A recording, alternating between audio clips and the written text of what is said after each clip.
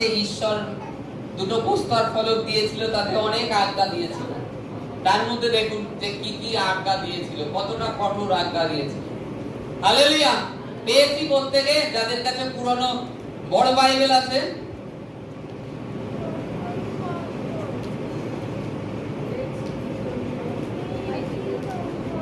Hallelujah hallelujah.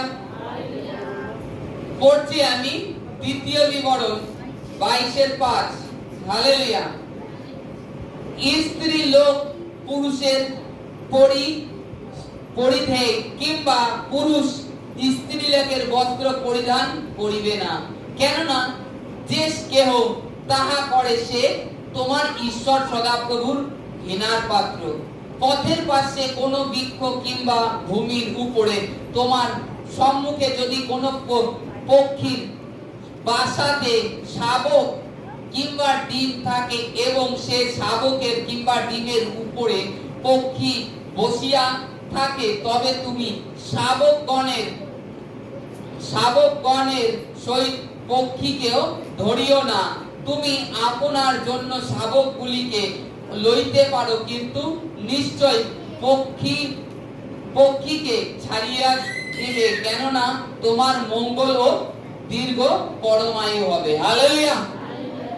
এখানে দেখুন প্রথমে বলছে স্ত্রী লোক পুরুষের পরিধেয় কিংবা পুরুষ স্ত্রী লোকের বস্ত্র পরিধান করিবে না। হালেলুয়া। আজকে তো অ্যাভেলেবেল হয়ে গেছে না, আজকে অ্যাভেলেবেল হয়ে গেছে। স্ত্রী লোক পুরুষের কোনো জিনিস পড়তে পারে না, প্লাস পুরুষও তাদের কোনো কিছুই স্পর্শ করতে পারবে না, এরকম নিয়ম ছিল, এরকম বিধি ছিল। আর আজকে অ্যাভেলেবেল হয়ে গেছে, জিন্সের প্যান্ট হাবি জাবি পড়ে যাচ্ছে, অসুবিধা নেই। কিন্তু যখন প্রভু যীশু খ্রিস্ট আসেনি তখন তাদের পক্ষে পাপ ছিল। যখন প্রভু আসেনি তখন সেই সকল পাপ ছিল। কিন্তু আজকে প্রভু যীশু খ্রিস্ট এসেছেন, এই সমস্ত ব্যবস্থাকে লোপ করে দিয়েছেন। এই সমস্ত ব্যবস্থাকে পুরো প্রভু মুছে ফেলে দিয়েছেন। খালি জাস্ট তার উপরে বিশ্বাস করো। তোমার বস্ত্র কি আছে সেটা ঈশ্বর দেখবে না। খালি বাইবেলে বলছে, প্রভু বলছে তুমি হৃদয় মন্দির পরিষ্কার করো। আর ঈশ্বর হৃদয় মন্দিরে বাস করে, কোনো বস্ত্রে নয়, কোনো কাপড়ে নয়। আর পুরাতন নিয়মে অনেক রকম কঠোর কঠোর আইন ছিল, কঠোর কঠোর আইন। একটা সামান্য মরা পাখি যদি কোথাও রাস্তায় কিংবা তোমার বাড়িতেই পড়েছে, মনে করো সামথিং একটা ইঁদুর তোমার ঘরে পড়েছে, মরেছে, তুমি যেভাবে আটা হোক যাই হোক বিষ দিয়ে ইঁদুরটাকে মেরেছো, কিংবা বিড়ালে একটা ইঁদুর মেরে খেয়ে গেছে। এবার সেই যে মৃত শরীরটা, সেটা যদি ধরে তুমি সেটাকে বাইরে ফেললে তুমি অশুচি থাকতে সন্ধ্যে অবধি, তোমাকে স্নান করতে হতো, সন্ধ্যে অবধি অশুচি থাকতে, তারপরে শুচি হতে, পবিত্র হতে। এরকম কঠোর আইন ছিল। আর আজকে একটা ইঁদুরের কিংবা একটা পাখির মরা শরীর ধরে আপনারা কি স্নান করেন? না, আপনারা যা হাত পা ধরছেন তাতে আপনারা শুদ্ধ পবিত্র হয়ে যাচ্ছেন, পরিষ্কার। কি বলছেন? যে জীবাণুর জন্য আমি হাত পা ধরছি। হ্যাঁ, জীবাণু থাকতে পারে, এটা ঠিক।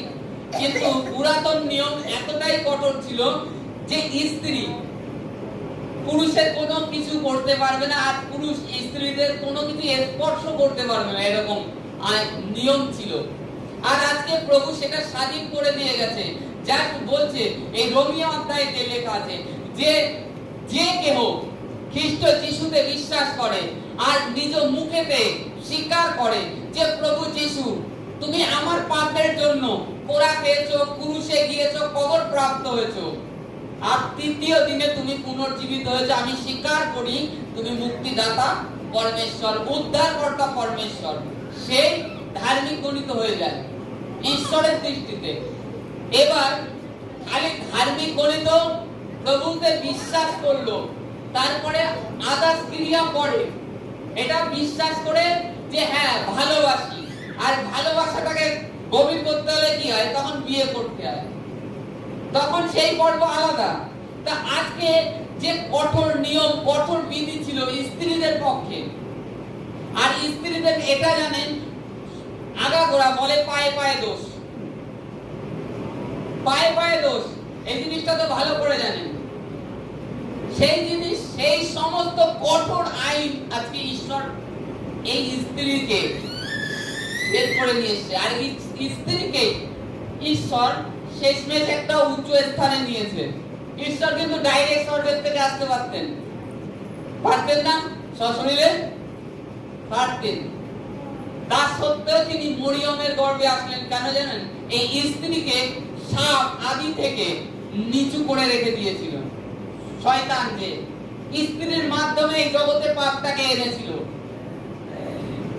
স্ত্রীর মাধ্যমে শয়তান জগতে পাপ নিয়ে এসেছিল, সেই স্ত্রীকে ঈশ্বর আবার উঁচু করেছে এই কারণে যে মরিয়মের গর্ভে তিনি এসেছেন।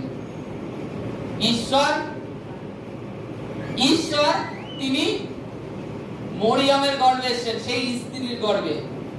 কারণ এই স্ত্রীকে সাপ নিচু করেছে। ঈশ্বরেরও পরিকল্পনা যে এই স্ত্রীকে আমি আবার উঁচু করব, আর তোর তো অলরেডি তোর মস্তক সে চূর্ণ করছে, এমন স্থানে নিয়ে যাব। তা আজকে আমরা সেই স্ত্রীদের যারা এতটা কঠোর নিয়ম ছিল, তার থেকে খ্রিস্ট আমাদেরকে যে স্বাধীন করেছেন, প্রত্যেক মানুষকে, খালি স্ত্রী বলে নয়, পুরুষদের ক্ষেত্রেও ঈশ্বর তাদেরকে উচ্চ স্থানে নিয়েছে। খালি খ্রিস্টের রক্তে আমাদেরকে বিশ্বাস করতে হবে। দেখো যে পরের বাক্যে লেখা আছে, ঈশ্বরের আজ্ঞা ছিল, তুমি রাস্তায় যাচ্ছ, যেতে যেতে একটা পাখির বাসা দেখলে, তার মধ্যে ডিম কিংবা তার মা রয়েছে একসাথে, তুমি ডিমগুলো নিলে মাকে ধুয়ে দিলে, ও হবে না। যদি বাচ্চা হয় তুমি বাচ্চাগুলো নিতে পারো, মাকে ছেড়ে দিতে হবে। ডিম থাকলে ডিম নিবা না, ডিম সমেত মাকে ছেড়ে দিতে হবে তোমার। এরকম আইন এক একটা, প্রত্যেকটার জন্য এক একটা আইন, এক একটা বিধি ছিল। আর যে সমস্ত এই সমস্ত আজ্ঞা না মানলে তারা অশুচি, তাদের শাস্তি দিতে হতো, জরিমানা দিতে হতো, তাদেরকে রৌপ্য দিতে হতো, এইরূপ জরিমানা ছিল। কিন্তু ঈশ্বর এই সমস্ত বিধি ব্যবস্থা থেকে আজকে মুক্ত করেছে। আপনারা দেখবেন মনে মনে ভাবেন আজ অমাবস্যা, আজ পূর্ণিমা, আজ আমার পায়ে ব্যথা করবে, আজ আমার কোমরে ব্যথা করবে, এই সমস্ত মন্দ ভাবনার থেকে বেরিয়ে যান। খ্রিস্ট আপনাদেরকে স্বাধীন করে দিয়েছে। খ্রিস্ট আপনাদের রোগ ব্যাধি বহন করে নিয়ে গেছে। কোনো অমাবস্যা, কোনো পূর্ণিমা কিংবা আজ শনিবার, মঙ্গলবার, আজ এখানে যাওয়া যাবে না, আজকে এই জিনিসটা খাওয়া যাবে না, এটা অশুচি, অপবিত্র। খ্রিস্ট আপনাদেরকে পবিত্র করেছে, সূচি করেছে তার রক্ত দিয়ে। এর জন্য আপনাকে কোনো খরচা করতে হয়নি, খালি জাস্ট ঈশ্বরের উপরে বিশ্বাস রাখতে হবে যে হ্যাঁ আমি বিশ্বাস করি প্রভু তুমি আমার জন্য ক্রুশে বলি দিতে হয়েছে, আর আমি বিশ্বাস করি আমি যে কাজে যাচ্ছি আজকে তুমি আমার সঙ্গে সঙ্গে যাবে, তোমার স্বর্গদূত আমার সঙ্গে সঙ্গে যাবে, সেই কাজে তুমি সাহায্য দান করবে, তবে সফলতা আসবে। আগের থেকে নিজেরা বেরোনোর আগের থেকে নেগেটিভ বাক্য, নেগেটিভ কথা, শয়তানি কথা বলে দিচ্ছ মনে মনে, আর তুমি বেরিয়ে যাচ্ছ, একজন তোমাকে পিছন দেবে, কোথায় যাচ্ছিস? এই অমুক জায়গাটা কাজের খবর আছে, আজকে যাচ্ছিস, পাবি দেখা, হয়তো নাও পেতে পারিস। আগের থেকে আপনার উপরে শয়তানি ওয়ার্ড রিলিজ করা হলো। এটা আপনারা বুঝতে পারছেন না, কিন্তু যে আত্মিক জগতে আছে শয়তান, যে আত্মিক জগতের শয়তান হচ্ছে শয়তান জগতের বস, কিন্তু আমাদের ঈশ্বর হচ্ছে পুরো পৃথিবীর সৃষ্টির বস। তা আজকে যে কোনো জিনিস যে ঈশ্বর আমাদেরকে ধার্মিক গণিত করেছে, আমরা যেন সেই হিসাবে ফল উৎপন্ন করতে পারি আমাদের জীবনে। ঈশ্বরের কলিং কি খালি সুস্থতা দেওয়ার জন্য না, ঈশ্বরের কলিং আপনারা সমস্ত যে বিধি কলাপ তার থেকে প্লাস আপনাদের জীবনের উন্নতিতে, আপনাদের শারীরিক সুস্থতাতে, সমস্ত কিছুতে ঈশ্বরকে আপনি সঙ্গে রাখুন। ঈশ্বর আপনাকে দেখবেন এই সমস্ত কঠোর বিধি ব্যবস্থা যেগুলো থেকে, এই সমস্ত জাল থেকে, মন্দ বাক্য থেকে বের করার জন্য নিয়ে এসেছে, যেন আমরা প্রভুর প্রতি বিশ্বাস করি। আইন যা মানুষের তৈরি আইন, যা মানুষের তৈরি বিধি, সে থেকে আমরা বেরোতে পারি, ঈশ্বরের দেখানো পথে আমরা যেন চলতে পারি। যে স্ত্রীর উপরে যেরকম আইন ছিল সেই আইন থেকে খ্রিস্ট স্ত্রী কি সমস্ত মানব জাতির উপরে যে আইন ছিল তার থেকে স্বাধীন করে দিয়েছে। জানেন একটা মেয়ে সন্তান হলে কতদিন আগে পুরাতন বাইবেলে অশুচি থাকতো? কতদিন সে যেতে পারতো না ঘরের বাইরে? একটা দুটো দিন না, 60 দিন। 60 দিন। অথচ সেই জায়গায় একটা ছেলে জন্মগ্রহণ করলে তার 8 দিন মাত্র, 8 দিনের মাথায় সূচিকরণ রীতি পূর্ণ হতো, সে মন্দিরে প্রবেশ করতে পারতো, সেই স্ত্রীও প্লাস তার সন্তান। কিন্তু একটা মেয়ে হলে 60 দিন অশুচি থাকতো। তার মানে কতটা নিচু স্থানে শয়তান রেখেছিল।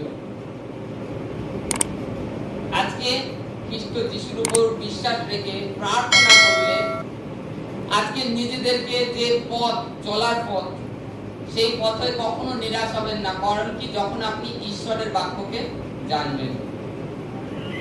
আর এই যে আইন, এটা তুলে দেওয়ার একমাত্র কারণ জ্ঞাত করার, যেন আমরা এর থেকে দেখে শিখি যে কোন অন্ধকারে আগেও মানুষ ছিল, তার থেকে প্রভু যীশু খ্রিস্ট কোথায় কোন জ্যোতিতে নিয়ে এসেছে। তাই তো যিশায়া ভগবাদী বলছে যে সুবুলুন দেশ, নেফতলিন দেশ, তারা অন্ধকারে মৃত্যুর ছায়ায় বসেছিল, তাদের কাছে মহা আলো উদিত হলো, ঈশ্বরের আলো উদিত হলো। আজকে এই নিয়ম কিন্তু অনেকে মানতে পারেনি কিংবা পুরো আজ্ঞা পালন করতে পারেনি, তাদেরকে মৃত্যুবরণও করতে হয়েছে। এত কঠোর ব্যবস্থা ছিল। আর আজকে সেই মৃত্যু থেকে জীবনে আমরা রাজত্ব করছি, জীবনে প্রবেশ করেছি। অতএব আমাদেরকে প্রভুর প্রতি দাঁড়াতে হবে বিশ্বাসের সহিত। আপনারা কেউ দুর্বল নয়, ঈশ্বর আপনাদের সঙ্গে সঙ্গে রয়েছে। ঈশ্বর আপনাদেরকে যে পরিস্থিতিতে আছেন, ঈশ্বর বের করবে, ঈশ্বর বের করবে, কারণ ঈশ্বর ভালোবাসে প্রত্যেককে। Hallelujah, hallelujah, hallelujah. যাদের ধন্যবাদ আছে।